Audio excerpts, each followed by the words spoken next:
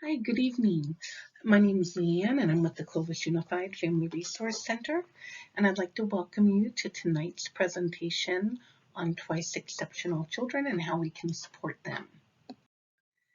So first, I'd like to tell you just a little bit about the Family Resource Center.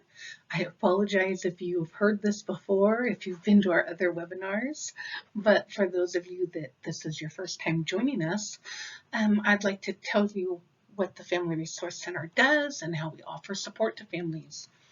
So we're housed with the early intervention team with our school district, birth to 3, called City Kids. I help families navigate the IFSP process, understand their parent rights. We also help with that transition at age 3 to school-based services, if that is applicable. And then the Family Resource Center continues to serve families all throughout Clovis Unified who have children either in special education, have an IEP, or even families that have a concern or don't understand how to go through the assessment process, who to turn to for help. So again, we serve families birth to 22 throughout Clovis Unified. So one of the things we do are these parent workshops. We offer materials to families that help educate them about their parent rights, and we act as a liaison, helping families get connected to resources either within the district or out in the community. So again, here's my contact information, and please feel free to reach out. All right, moving along, let's do a little bit of housekeeping. So we are going to use the chat feature for questions. If you have a question as we go throughout the evening, just put it in the chat and we will be monitoring that as we go along. Settings. We have the video off and mics off to help limit distractions. And handouts will be posted in the chat box. Also, there will be a follow-up email going out to everyone who attended tonight, and I will include a copy of the PDF at that point too.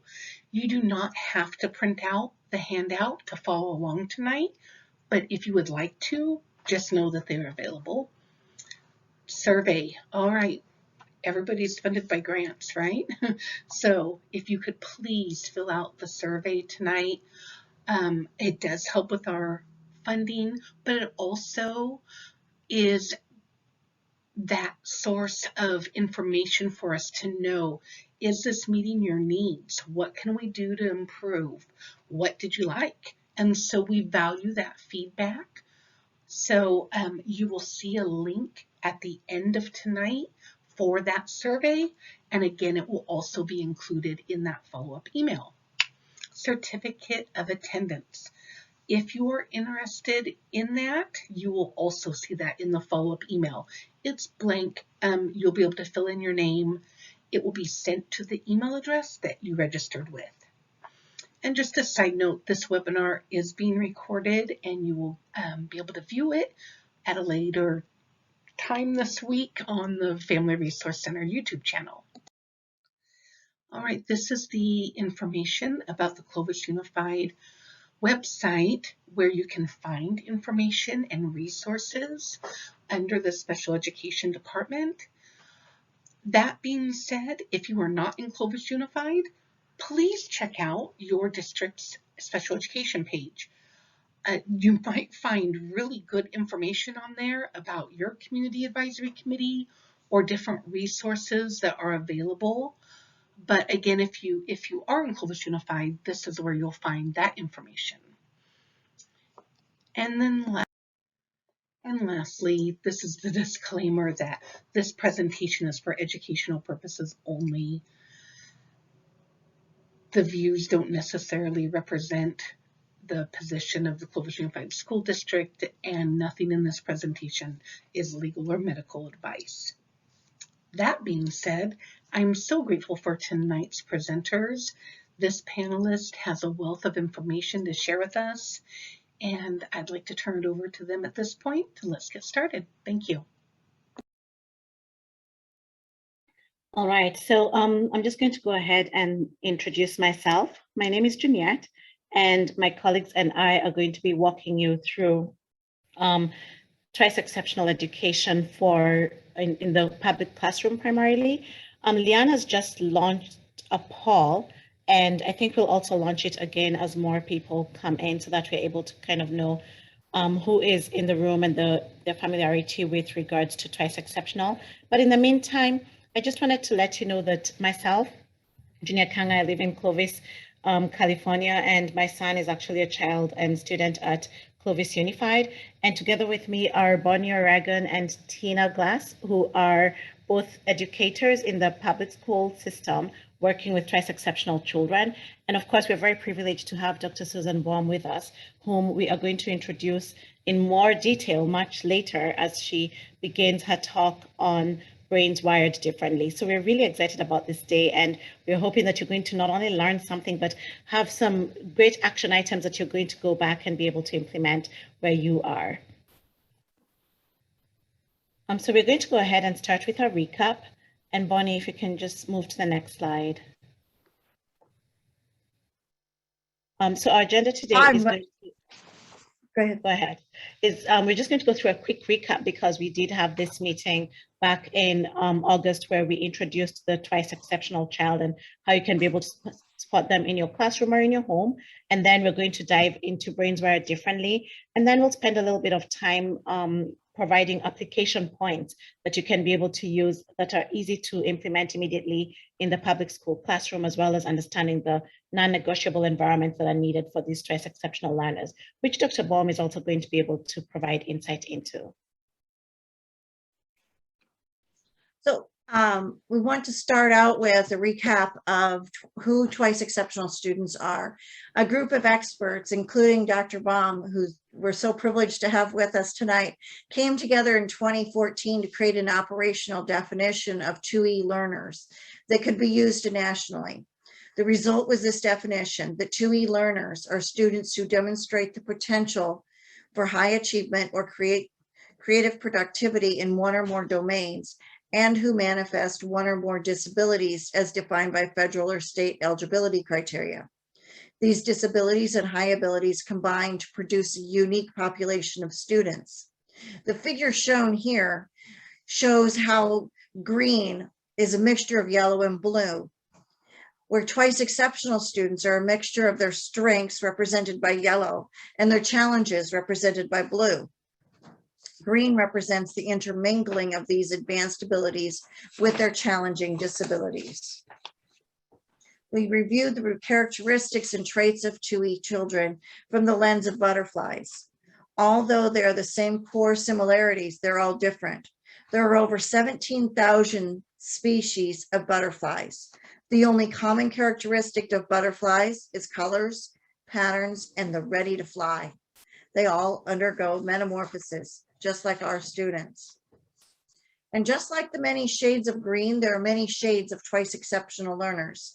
One size has never fit all in clothing, and it doesn't in educating students. Like the uncomfortable feeling of trying to wear ill-fitting shoes or clothes, TWICE exceptional students exhibit a high degree of frustration due to the discrepancies between their higher potential and their low school performance. But research does show that 2E students have a positive attitude towards teachers who focus on their talents. Just like a good tailor can create a custom fit for your clothes by focusing on your body's unique attributes. Tina, were you talking about? Sorry, I didn't see the slide yet. So when we talk about supporting our 2E learners, it is really important that teachers and parents focus on strength-based programming and supports. Our 2E learners require the support as well as many opportunities. This includes curricular modifications or differentiation with a focus on versus a focus on deficit or remediation.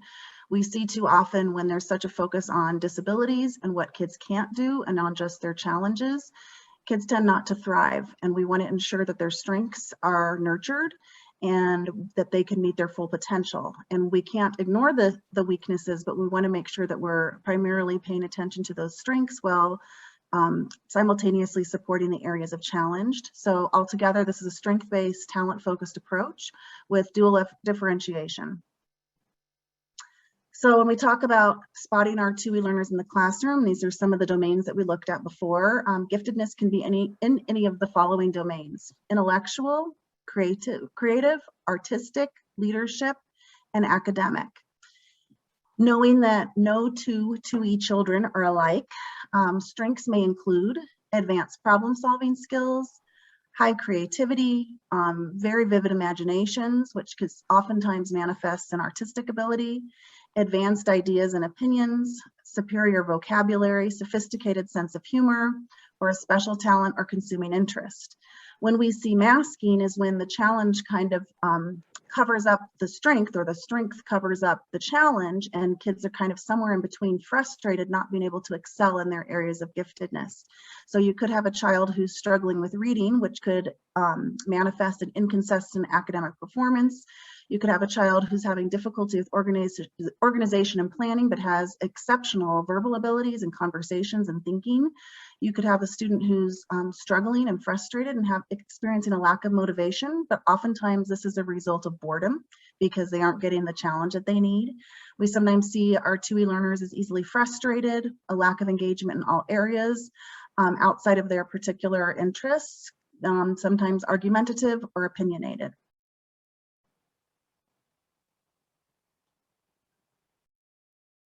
You can go to the next.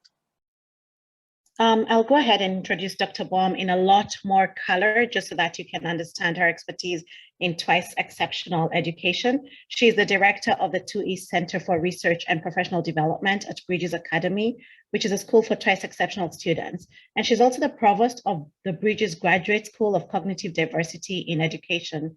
She's the author of over 20 books, chapters, and research monographs, as well as over 30 articles, primarily focusing on understanding and nurturing the needs of special populations, especially of gifted underachieving students, including the award-winning 3rd edition of her seminal work, To Be Gifted and Learning Disabled, which is a book that we actually recommended during last month's webinar, and we actually put into the resources as well for this time. Her research and experience in the field of twice exceptional education has earned her a lot of numerous rewards and recognition throughout the world. She's also Professor Emeritus from the College of New Rochelle, and she's widely published in the areas of differentiated instruction, twice exceptional learners, and social and emotional factors affecting these students. Dr. Baum has served on the board of directors at NAGC, the National Association for Gifted Students, Smart Kids with 2E, and is the past president and founder of the Association of Education of Gifted Underachieving Students. So please join me in welcoming Dr. Susan Baum as she speaks to us about brains wired differently. Thanks, Dr. Baum. I'm so happy to be here with all of you and my wonderful colleagues. It's so much fun to share this stage with them and share ideas together.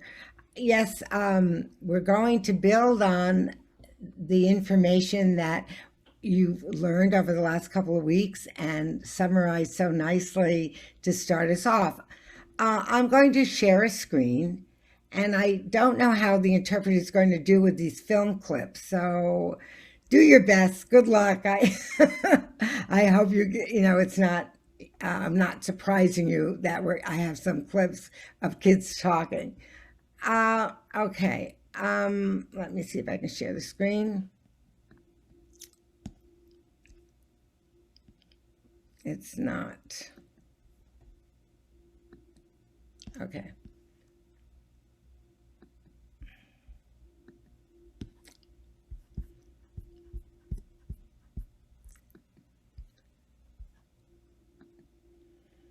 Oh dear.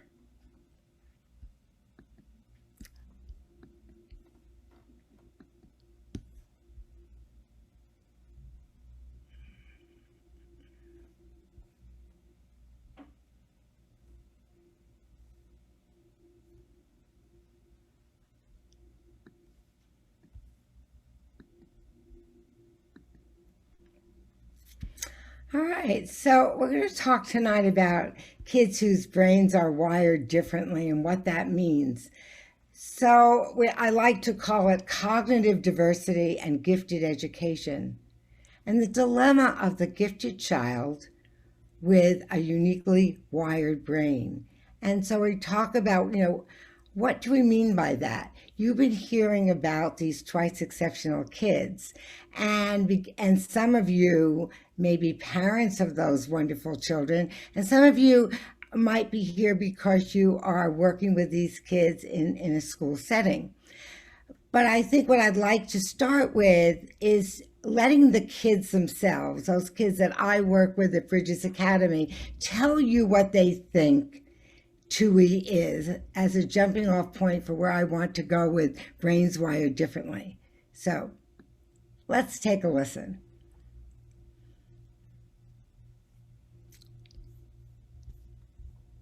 Twice exceptional is different for each person, but I'd say to try and define the general, twice exceptional kid would be someone extremely creative with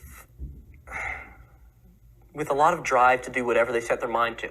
I always thought twice exceptional, in my mind at least, meant one of those genius computer hackers like Bill Gates who was able to start companies or hack into the Pentagon or just do something really cool, but was just sort of, when stuck into a social situation, didn't know what to do. To me, twice exceptional has always meant somebody really smart who's just not very good at parties. There is definitely a typical Bridges child. Kids that are very subdued, but are obviously extraordinarily intelligent. One that doesn't like to do PE would be another one. I was definitely confused. That's, part of the whole growing up deal. I was angry in general. I have Tourette's, I have ADHD, OCD, all that loveliness. And at the time it was pretty bad, and I was still getting used to having it and dealing with other people, et cetera, et cetera. And I don't know. It was a tricky time. Everyone calls us 2E, and no one understands how many categories there are within that. 6229 4895 493038 9644 2881 0975 665 933 612. Math is kind of cool the way it works and stuff. I don't know, it's also very colorful because I have that thing, I forgot what it's called, where you see the numbers and letters and colors and stuff. One of my main issues was that I was often socially, if they say no man is an island, then I was a very isolated peninsula connected to the mainland by tiny isthmus.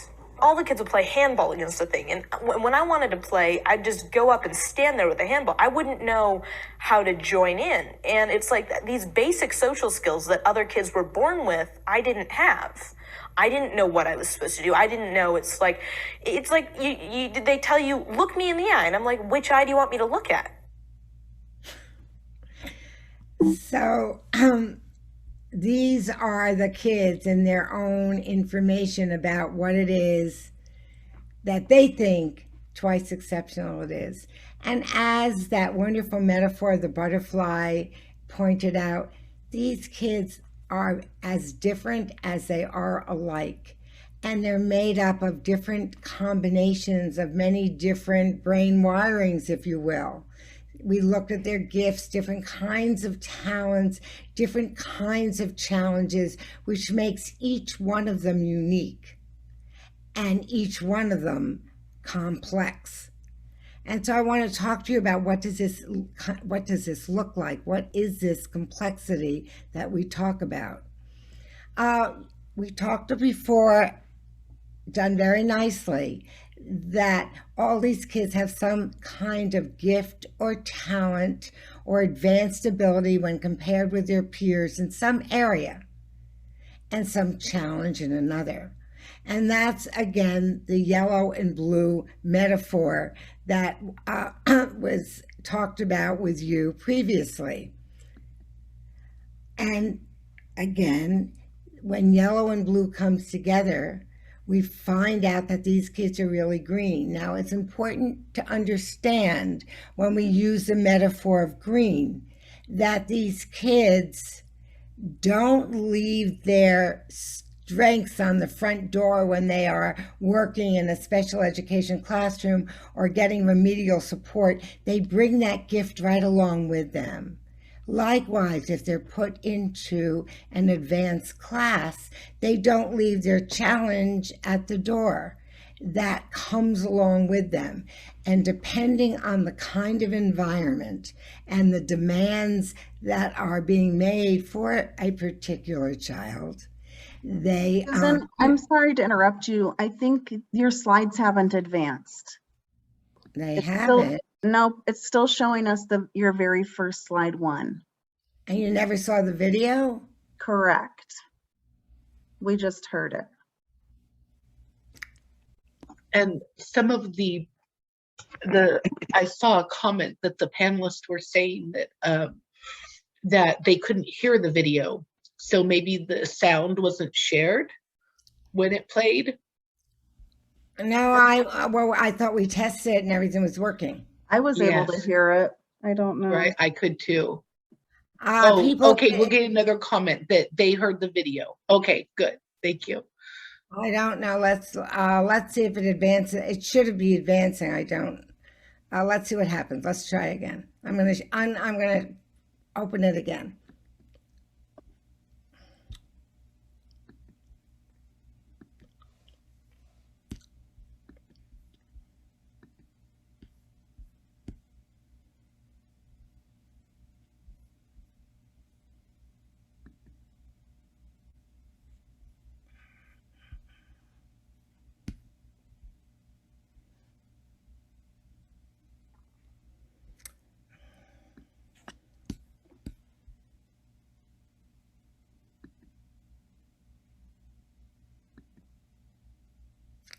Do you see this slide?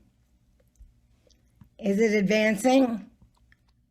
No, we see the slide, but not in presenter mode. Mm-hmm. It's not, you don't see this? No, it's not in presentation mode. Well, it is. It is. I do this all the time, and this is, I'm not sure what, I don't know why it's not working. Let me try,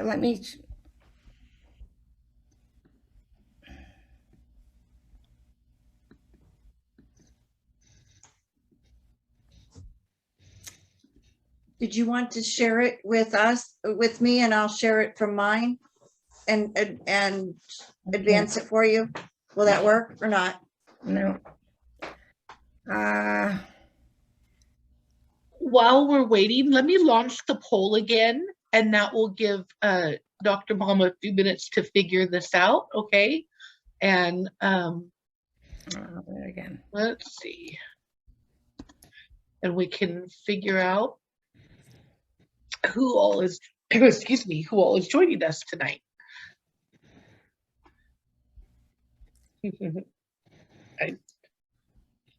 Thank you, Leanne. I see the poll. Oh, good. Okay. Let's try it again. That's perfect. It looks much better, Dr. Baum. Does this? Yeah. Yes, this is working now. Is it working? Yes. Yep, we've got it now. Thank you. Thank you. Okay. I have no idea what I did, so. All right. So I was talking about, did it advance? Yes, it's advancing. All right. So what I want to talk about, though, it's this unique combination of yellow and blue causing green that also causes other problems that make these kids very different from kids who are just gifted or kids that have particular challenges but are not gifted. And that combination and dealing with both these abilities and challenges cause high anxiety in these kids. It's hard to deal with the discrepancy between what they do so well and those somewhat simple things that often are too difficult for them. They often try to survive a system by using their creativity. They'll be the class clown. They'll want to get thrown out of the class so that the teachers don't call on them. They feel like failures. So even when they get a little bit better at a particular skill, they know they are not performing the way their other peers are, and it makes them feel like they're failures. They feel negative about being different, which is a really problematic for them because they often avoid accommodations. They don't want to be different. They think that accommodations are the same as intellectual cheating. And because of these discrepancies, these anxieties, their struggle to survive a system that's not particularly friendly to them, it results in depression. Many of these kids by high school are taking medication for depression. And so we say it isn't easy being green.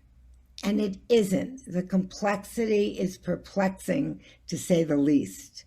But what we do know is that some of these kids are experiencing trauma. And when they experience trauma, they're not available for learning. That trauma comes from that anxiety. The trauma results from having to survive in an environment that does not meet their needs. That trauma comes from them feeling like failures, being depressed. And so we as educators and as parents and those stakeholders in this field need to look hard at our relationship with these kids, and in any way are we inadvertently adding to these kids' trauma. Because when they're in trauma, they're either fighting, they're fleeing, they're not doing work, they're worrying, they're perfectionistic, they freeze, they can't respond, or they become people pleasers and conflict avoiders, just trying to tread water and not to draw attention to them. One thing we understand about these kids, and it comes from positive psychology, is that we understand that treatment is not just fixing what is broken. It is also nurturing what is best. And the more we focus on what they cannot do, the more it may tend to traumatize that child. So that we, in our work at Bridges Graduate School and at Bridges Academy and the kind of research we do, we very much see ourselves as part of this neurodiversity movement, explained by Oliver Sacks, who was a well-renowned psychiatrist who worked with a lot of very bright adults who had very disabling issues. And this is what he says. He says, I wish for a world that views disabilities, mental or physical, not as a hindrance, but as unique attributes that can be seen as powerful assets if given the right opportunities. And what that means is that kids whose brains are wired differently because they may be gifted with ADHD or gifted but dyslexic or gifted but are on the autism spectrum, they are not deficit. Their brains are wired differently. And with these differently wired brains come interesting gifts and talents. And so we no longer want to talk about deficits. We want to talk about differences.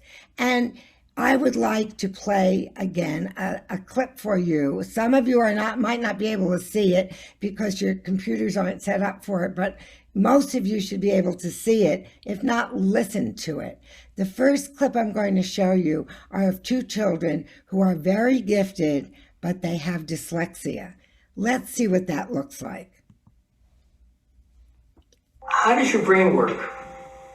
Well, I think of my brain as a living organism in my head. I know some animals have it in their stomachs or legs.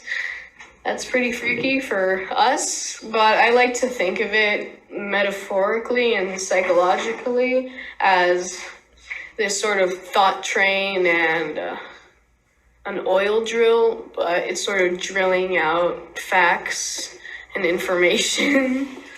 It's like a whole world. And then don't forget the box at the bottom that says my favorite school subject is. My interest for drawing started when I was 9 years old. Even in like kindergarten and preschool, I could draw more than all the other kids. So college level arts courses. But notice he's an artist, and notice how he thought metaphorically. He talked about his brain like a machine that's drilling facts. Those two things go very closely together, artists and visual metaphors. I'm the only 11-year-old in that class. Everybody there, over 20. Ideas pop in my mind, and it's always trying to figure out stuff, and that's the problems that my mind is best at, when it's trying to draw connections and draw lines between things. And that really, more than anything else, is I think how my brain thinks is it's constantly thinking this and this, and it's like, we got that. I read by the shape of the words, which is unique. Like, they have words that go up, and there's like the D's, and the D's go up, and you have a G or a Q, and those go down.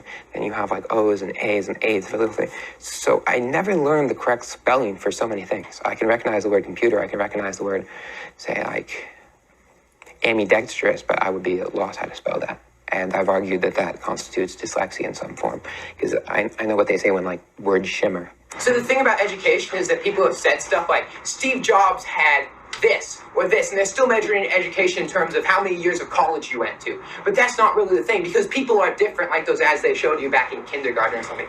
People are different, yay! The truth essentially is that for each and every individual person here, there's a different set of accolades you have to reach, a different set of skills you have to learn. And once you really... One of the phenomenon of the kids here is there's a lot of them who can speak brilliantly for hours at a time and with a great vocabulary and brilliant structured arguments. But if you ask them to write that, it's impossible, and they think it's impossible. So my dysgraphia basically prohibits me. I have one of the worst cases of dysgraphia. It's either, I think it's a combination of dysgraphia and the fact that when I was supposed to be learning handwriting in school, I wasn't mentally there or focused. And so I can write one sentence legibly, but it's a little large. 2 or 3 sentences beyond that, it just starts to hurt my hand. I start to write slower than everybody else. And it turns into this jumble of words that don't make sense, and the letters are just off. So we see that these kids have these challenges we know about. Sometimes it's reading, sometimes it's spelling, and often it's production. Taking these wonderful creative ideas, these metaphorical thinking that they have, and getting it down on paper. But the same brain thinks at these very high levels by making connections. They are often engineers and architects because they can see things in 3D. Their minds work in how, they can visualize the whole. They are great at storytelling, at reasoning, at recalling stories. And when they are involved in experiential learning, they excel. And so when we talk about these kids, we notice that if in the classroom we can give them more visual access to content, they'd be better off. If we could integrate the arts into a lot of what we ask these children to do at home or at school. If we talk about creative thinking, big ideas, give them lots of different ways to access information, give them choices for projects.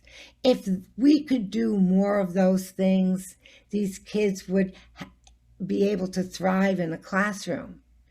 And if we stopped emphasizing traditional reading so much, we learn in so many different ways. Reading is not the only way we learn. Yes, we do. Being able to read is an asset. But if I can't read, my life will still work because there's so many other ways to access information. You know what? I have lots of wonderful ideas. Don't always ask me to write them. And stop asking me to memorize facts. I can look those up. I want to do deep thinking. And if we do more of those things, and it could look simply like this, giving them picture books and poetry to read, because perceptually it's easier.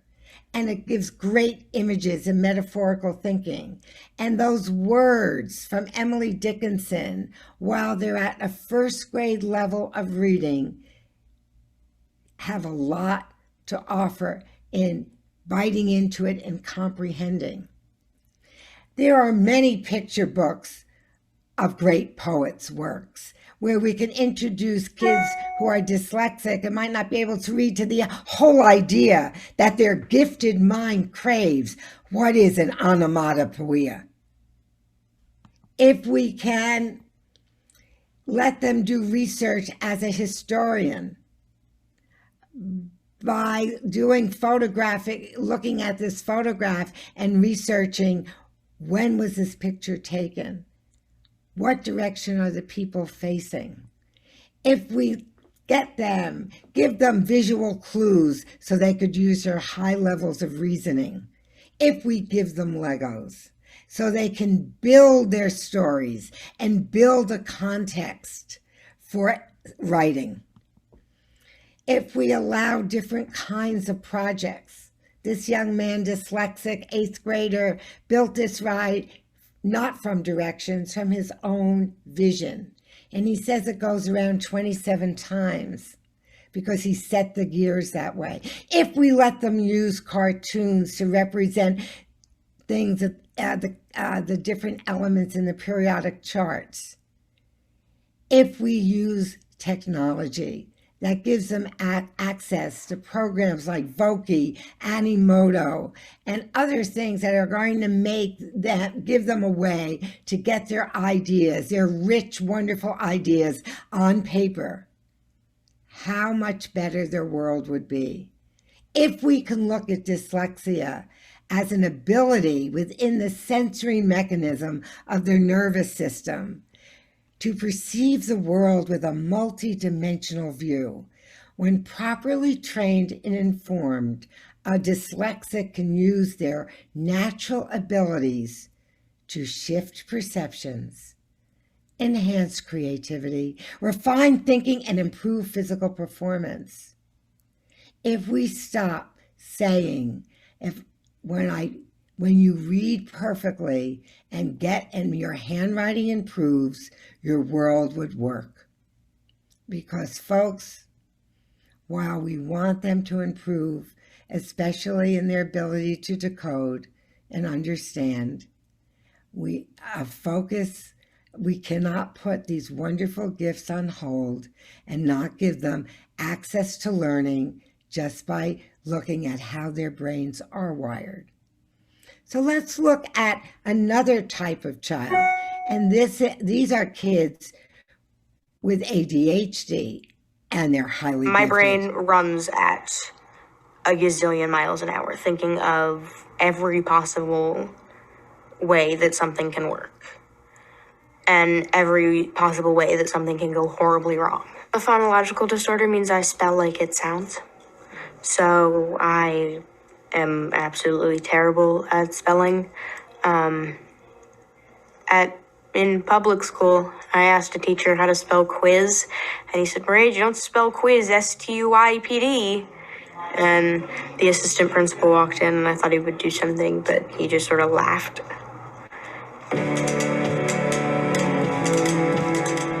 I think that band has helped me open up, even though to this day, my mom and all of my family tells me I have an absolutely horrible stage presence.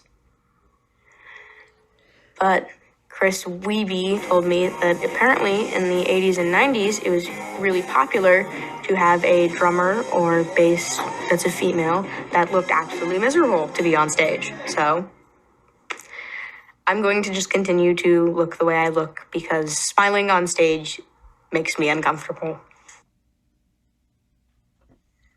Well, I had a really high voice, and I could not, for the life of me, shut up in the class. I was holding every other kid back with my loudness. I was very loud. I didn't know how to whisper, so I couldn't even... It wasn't like, oh, the teacher's teaching some boring thing, let's have a discussion. I was at a constant yell, and I had trouble sitting quietly at a desk. I don't know if the film... You'll probably cut out scenes where it's happening, but under my chair, my leg is constantly shaking, which is where I've channeled most of the energy to. So I always got this leg moving around or some sort of hyperactivity, but it's very minute and it's very concentrated to a specific area. So Jack was a kid that when I came to school 4 years ago was described to me as a cut up goofball, couldn't focus, couldn't attend, was really struggling, and probably a child as the psychologist of the school I should get involved with and really meet with. And in come these lovely students who are quite wary of the new psychologist, and most of the class came in quiet, kind of glaring a little bit, not thrilled with the idea that there was a new person. Next thing I knew, a child cartwheeled into the room. If he had space, he would have done a backflip onto the sofa, but instead fell on top of two of his peers and said, "Welcome to Jack's world." And that was my introduction. And I went, okay, I get it now. When I first got to the school, I assumed everyone was going to be retarded and weird and awkward and quiet, and that I was going to sit in a cafeteria and everyone would be sitting at their own table, not looking at each other. And that anytime I made eye contact with someone, they were going to try and throw a stapler at me. But then I got here, and it was just other kids that were intelligent and were pretty much normal. They just couldn't sit in a classroom and learn because they thought it was boring. And they're right, it is boring. It's stupid that we subjugate kids to going into this classroom and listening to some middle-aged hag talk about math for an hour and a half every day. It's not healthy. Great sense of humor. Both of these kids were performers, one a musician and one a comedian with a great sense of timing. Both of them very aware of their surroundings, very aware to, the environment in which they needed to achieve. Both of them were willing to take a risk, to do it their way, to be not smiling on stage because they don't want to, or doing a flip into the psychologist's classroom. And to understand that these aren't behaviors to cure, these are wonderfully creative, rich behaviors that often are associated with kids whose brains have ADHD wiring. They are highly creative and highly sensitive, and they need an environment that allows them to move, to be who they are, to think differently. And too often with these kids, it's very true what that young Jack said when he said curriculum is boring. With very bright children who also have ADHD brain wiring, it becomes impossible for them to attend if the curriculum is not novel and engaging. If they already know what the teacher is going to teach them, the brain will turn inward. The brain will go, they'll be attending to what we call the default network or the imagination network, because within their own brains are much more interesting curriculum than what might be happening in the classroom. These kids often have high energy, and by making them sit still and focus, you may turn off their brain. Probably the worst thing we could do for these kids when we're asking them to get something done and to get, to increase their performance in the classroom is to have them sit quietly next to the teacher's desk and finish the work, which you may see on almost every IEP or 504 plan. And folks, what will help these kids much more is allowing them to walk around and talk out their ideas before asking them to produce them. These children are complex. Their giftedness makes their head filled with ideas, and the ability to get them out again in some orderly way is often difficult for them.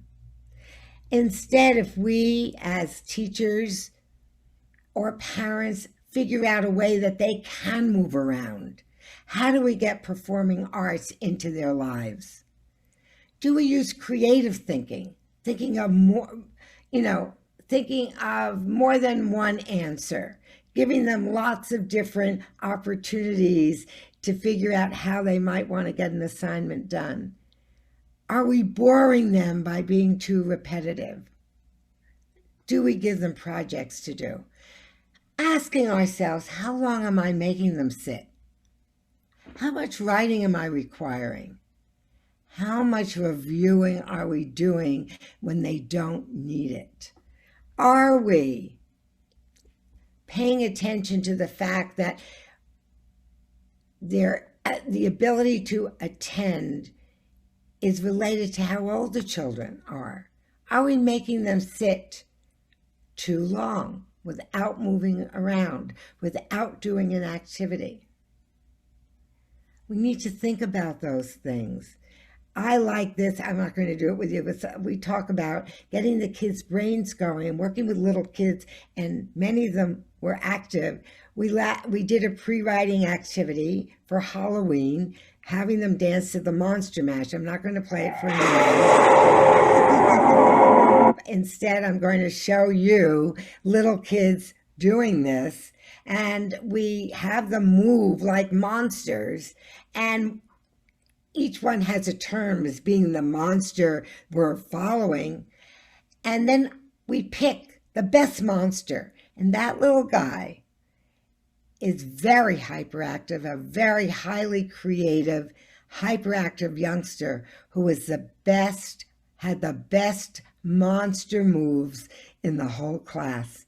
So we wrote about that child that day, and he was focused and helped us with words to describe everything he did when he was moving around like a monster. And that was the pre-writing. And then we took all those words, and the kids wrote a story integrating that about that monster. Wow, if writing could be this way for these kids, we'd be able to have them sit down and actually get their thoughts together in some sort of sequential way. If you're teaching them, how do you put curriculum movement into the curriculum? Do they act out the states of matter? If you're teaching distance, rate, and time problems, do we have them actually run and time it and measure the distance and change the variables? How about if we're teaching them opposites? Can we do some sort of improvisation where they act out, they go into, behind a screen as one opposite and come out the other? Can they use their creativity to think of different ways to do this? All those kinds of teaching strategies, which all kids would like, are especially important for this kind of brain wiring. Having kids have a thinking lane in the classroom or outside where they can really think about what they want to say, what that project might be, how to solve a problem is critical for these kids. Where in the classroom or what opportunity can you provide for them that allows for this kind of movement to take place? How about your open-ended questions, even at home? This is a great book. It's called If. If mice were hair. If caterpillars were toothpaste. These are the kinds of kids that would come up with a million things if caterpillars were toothpaste. Maybe your teeth would turn multicolors from the pigments in the caterpillars that would turn into butterflies. You'll have no idea what they're going to say. If you could sit at the dinner table and say, I wonder what would happen if the moon fell into the ocean. You want them to sit still and finish dinner? Well, perhaps they would do it if we get them talking about something highly creative. We're sitting around dinner. How many different uses for this fork instead of just using it to eat our dinner with? I bet those kids would sit much longer than they do when we are not allowing them to engage creatively. Using online to get them to enter contests or competitions, to get them to do any kind of movement programs that you can find online. There's lots of creative strategies in the computer, and again, there's lots of different things we can do to keep these kids happy. Simply put, ADHD can be best understood as a brain with a very low boredom threshold. People who have it chafe against the mundane and routine, and yet they excel in chaotic situations. If things get to be too routine, you make them follow a structure all the time, you're going to drive their brains nuts. They need controlled chaos. Figure out how that could happen. Let's do our last brain, very different than the other two, and that's the brain of kids with autism. What do you mean by that? Like literally the electrical synapses that happens as different cells connect to each other and create memories that are accessed by different neurons? I'm not quite sure how my brain works, so to speak. I just realized from a very early age that it worked quite differently from other people's. It was, among other things, I noticed more literally minded than most. In second grade, he was preoccupied with animals. That was like his area of infatuation.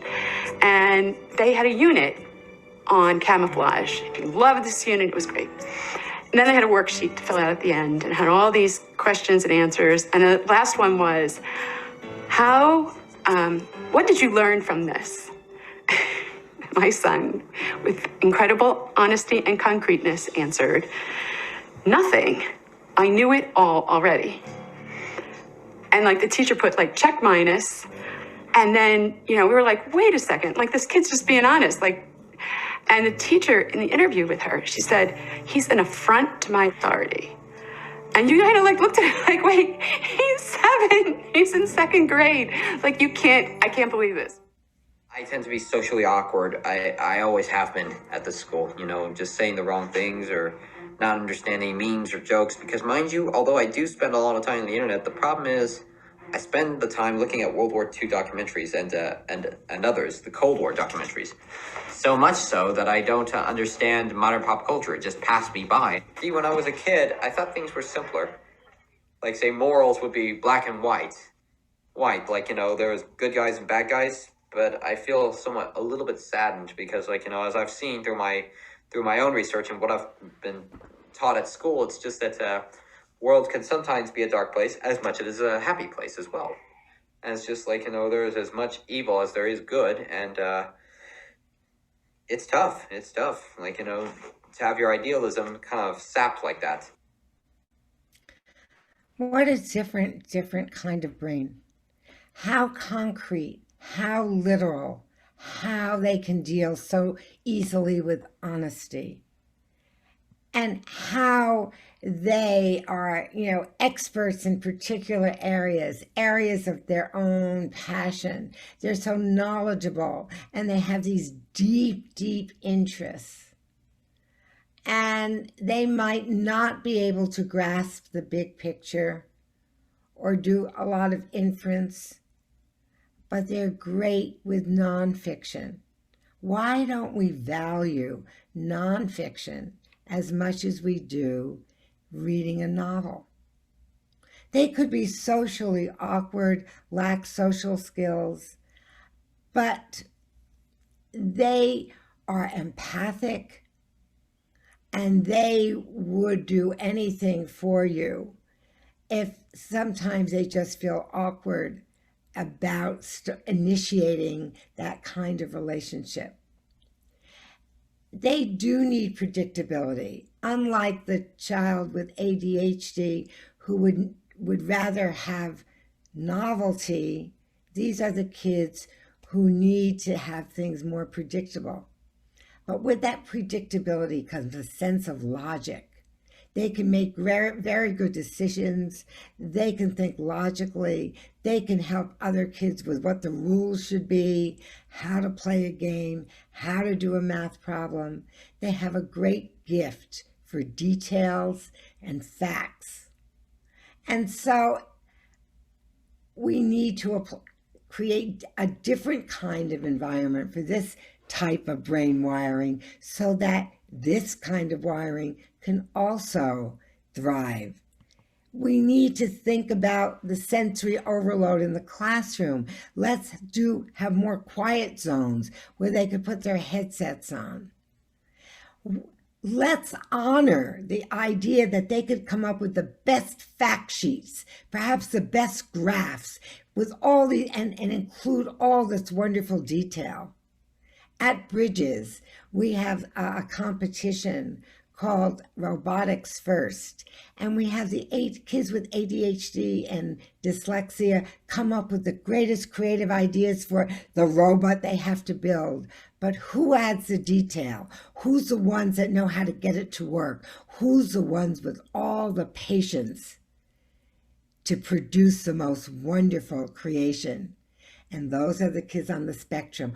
What a team they make when all these wonderfully differently wired minds get together and contribute their strength. But on the other hand, we don't want to force them to do group work. It might be too overwhelming. Maybe just to have one person who's their interest peer, not their age mate, but somebody with the same interest, and what a great relationship they could develop. And unlike the highly creative child, these kids need more direction. They don't want open-ended assignments.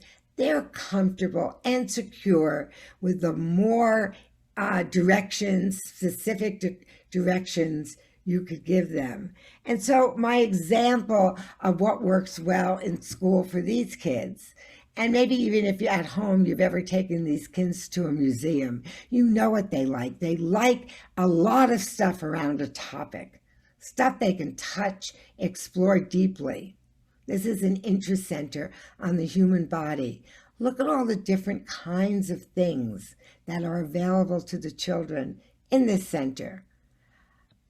But what I want to talk about is in a museum or interest center, or sometimes they call it a classroom museum, there are tasks that kids can choose to do. And why this is wonderful for the autism wired brain is because on a task card, there are very, very specific directions, and it tells them exactly what's expected, exactly what to do, at the same time as making it interesting and getting their bright mind to wrap around it. Here's a little inquiry and a place to put down your data. and, you know, giving them different choices so they could align to their strengths. And how can you use technology? Give them a schedule and a timeline. Also, follow Webquest. Those are great little individual